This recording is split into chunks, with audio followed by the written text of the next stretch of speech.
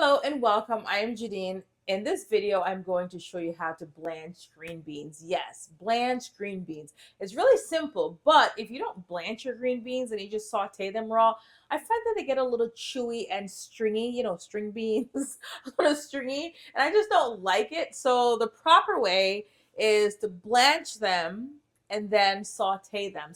So I'm going to start with some trim green beans. Here I have a pot of boiling water. These are my trim green beans. And these are haricot verts, by the way. So they're French green beans. So in this pot, I have some boiling water. I'm going to add these green beans into the boiling water.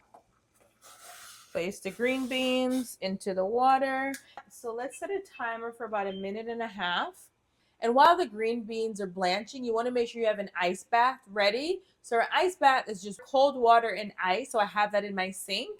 So when I remove the green beans, I'm ready to go. So let's keep an eye on these green beans. So we're about 1 minute in, and this is my spider tool that I have. So there's still some snap to it. So about 1.5 minutes, because as you can see, some parts of the green bean still a little pale green, and you want that bright green. So this is still a little pale.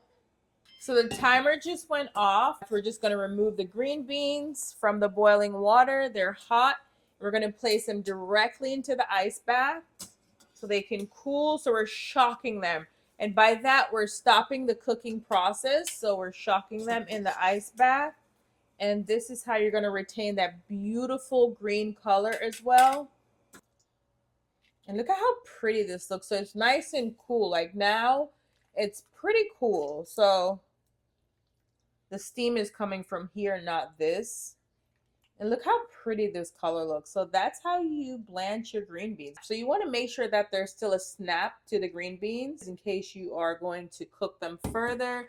I always blanch my green beans before I saute them. I just find that it tastes better, the texture is better. There's a snap to it.